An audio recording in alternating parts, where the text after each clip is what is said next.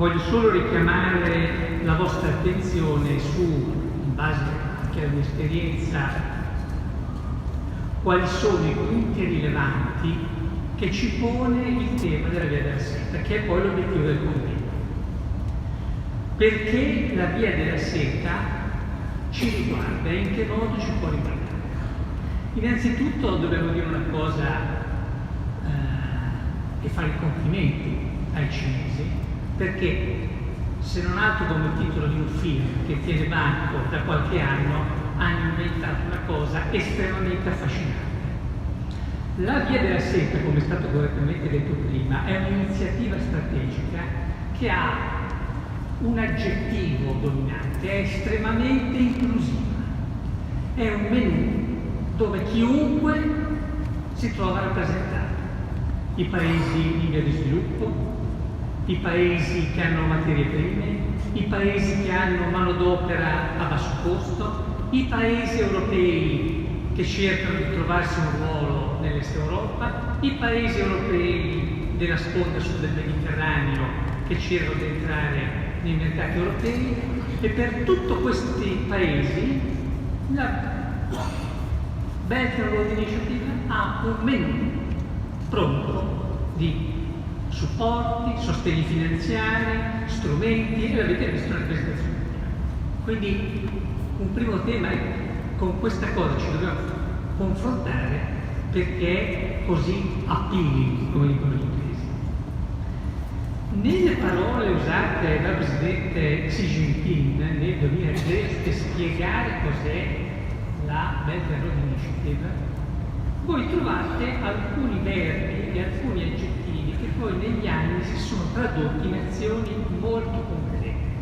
Io non sono un sinologo, però ho capito dai cinesi che quando parlano, scrivono, è meglio capire bene cosa dicono e cosa hanno scritto. Dopodiché hanno una praticità e un pragmatismo per cui bene ha fatto nella mappa i colleghi che ha parlato del me nel lasciare questa linea rossa, perché poi i cinesi vanno a destra, vanno a sinistra, vanno dove si concretizza l'affare. Quindi linee strategiche, nomi bellissimi, fatti concreti, ma anche molta utilità. In questi verbi, in queste linee di azione della Via della Seta, la prima cosa è controllare il corridoio di trasporto per sostenere le esportazioni e facilitare gli approvvigionamenti. Controllare. Quindi un primo punto è che questa strategia si fonda su alcune linee di azione, come comprare cantieri che costruiscono grandi navi. Non puoi dipendere da altri se il primo ingrediente non c'è. Controllare le rotte. Per controllare le rotte fondi COSCO con China Shipping, fai grandissime alleanze cinesi che controllano i mari. Ti compri i porti. Se voi guardate le merger and acquisition degli ultimi anni, i cinesi hanno una parte nettamente prevalente. Non è che si comprano solo i termini, in alcuni casi comprano i porti. Fanno alleanze strategiche, fanno alleanze lungo la filiera che porta alla distribuzione, ad esempio all'Ivana. Quindi è un sistema estremamente efficace di tradurre in fatti concreti, con tutti gli strumenti che abbiamo visto prima, stati elencati, non mi voglio ripetere, quanto hanno iniziato di fare. Quindi, e chiudo con questo, i cinesi sono qua, vengono ogni settimana. Gli operatori che vedo in sala li vedono e li frequentano più.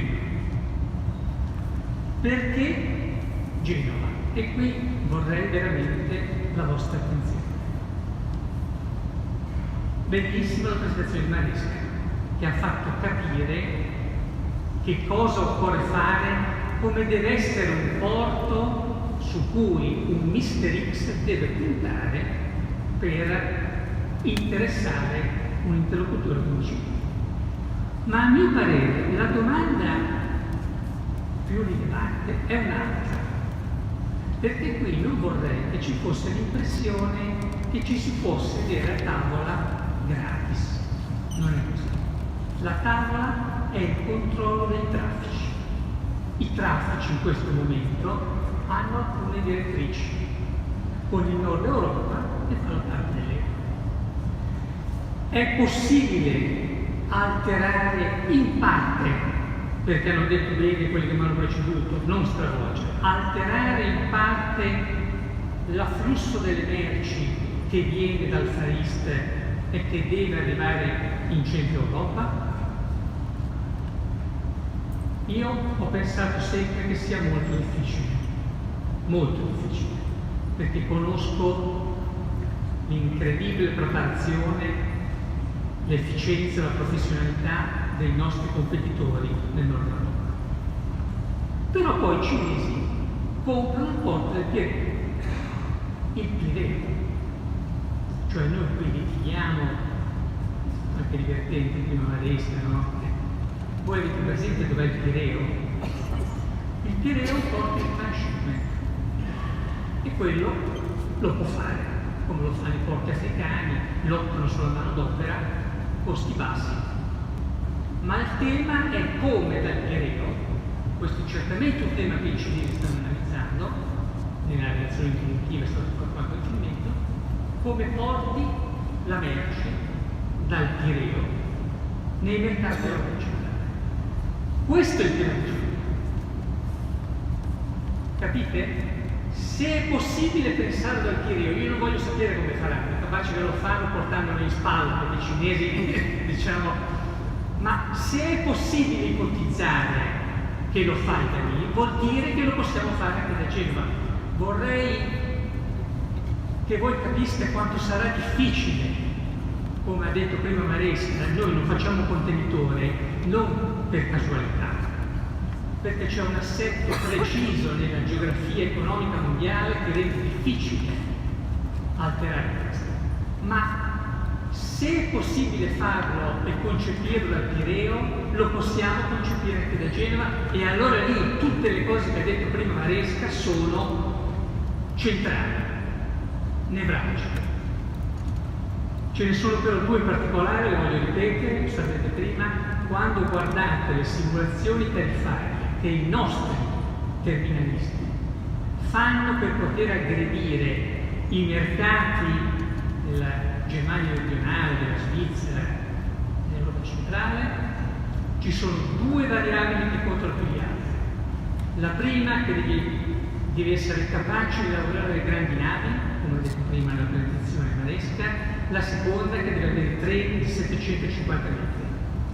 Quelli sono punti di rottura della redditività del servizio per il trasporto di merci dal porto nostro, Genova Savona, se vogliamo dire quei mercati.